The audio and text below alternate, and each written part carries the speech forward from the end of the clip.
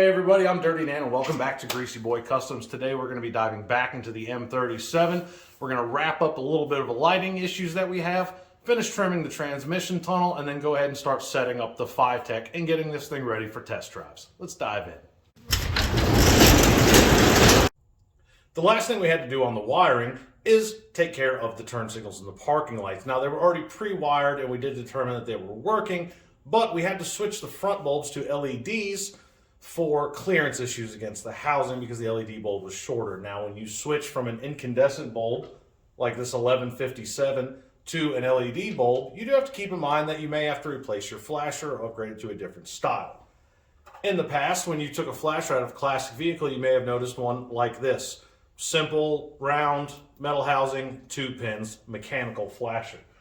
Now, there's been upgrades and changes along the way. You have this heavy-duty style 2-pin flasher, and some of these are specifically designed for use with LEDs. LEDs and incandescent bulbs provide different loads and sometimes may make your turn signals act a little funky, hence the flasher change.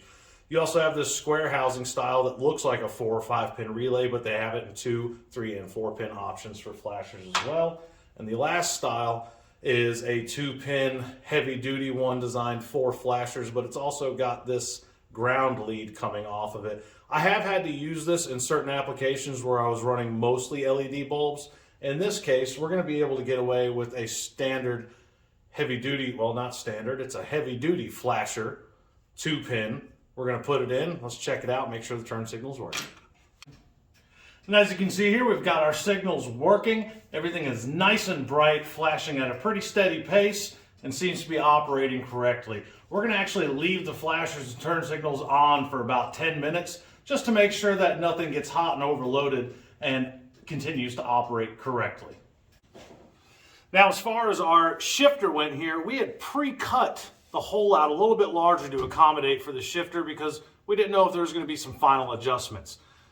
Luckily, the cover for the park and brake lever and the transfer case levers fit back in place. We were fortunate enough to land everything right where it was from the factory, which I want to say that was good planning, but honestly, it was just pure luck. And if it wouldn't have worked that way, I would have just made a new trim cover.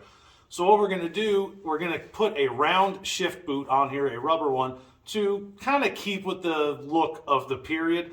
And once we get it slid on, we'll mark the top of the tunnel and we'll make cuts or add pieces where necessary so it looks like a nice flush mount and almost looks factory.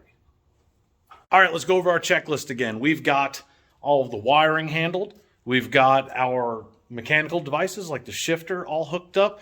We've got everything secured. We've double checked everything that we've done. That doesn't mean we're done yet. Now we're going to jump over to the fuel injection. Now, some of you have been waiting for this part to see how this goes. We're going to hook in the controller, which is about the size of a cell phone, and we're going to go through a basic setup, not super in-depth. If you'll go over to FiTech's YouTube channel, they have tech videos they put out almost once a week that have some great information. We're just going to plug it up and we're going to set our base information into it, what you need to do before you really fire this thing up and let it run. The next thing we're going to discuss is our FiTech controller and the initial setup. Now, it comes with this cool little clamp here that has a suction cup on the bottom that you can clamp the control unit into if you so desire. This helps it when you're tuning, a little bit easier to get hold of, especially if you're limited on hands, maybe to help out. And also, if you just want to leave this in the vehicle, you don't have to. It's easily disconnected. They got a C-style port, just like a lot of modern smartphones use.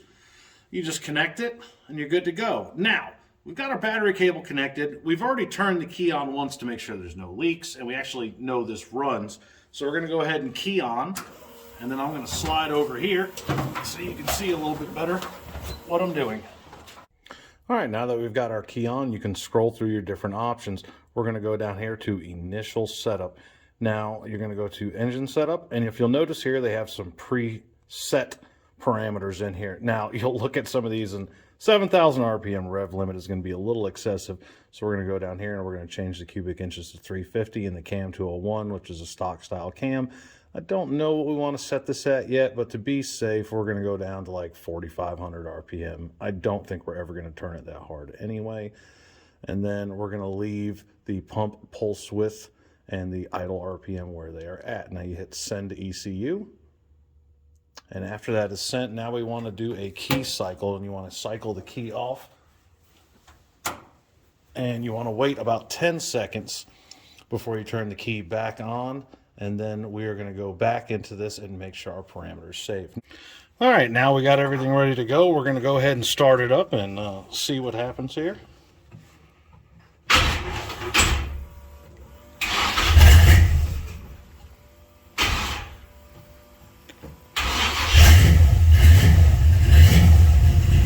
There we go. Sounds pretty good. Gauges are working great. Everything sounds good. It's going through the cycle. That's just a basic setup to get it started and running. Now, there are other things you may have to adjust. You may drive it and find that it stumbles a little bit, and there's accelerator pump adjustments at different temperatures.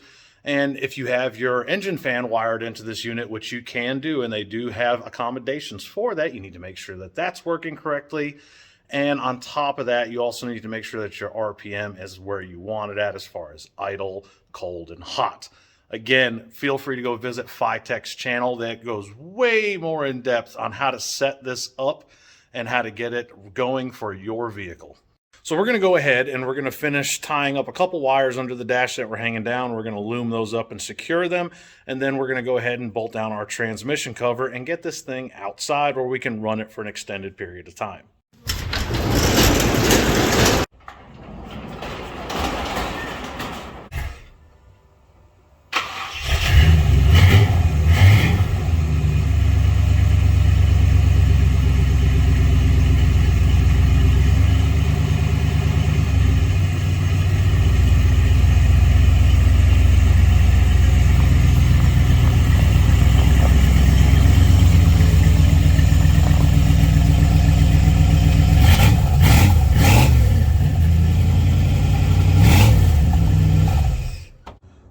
So it's running, sounding good, it's moving, it's shifting through the gears.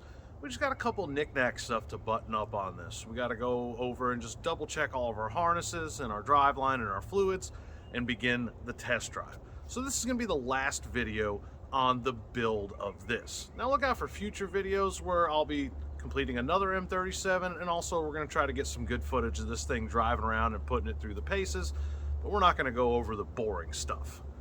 Also, remember to check out Mike at Appliance Boot Camp. He's got a lot of cool stuff going on, and he's got a great YouTube channel you should check out as well.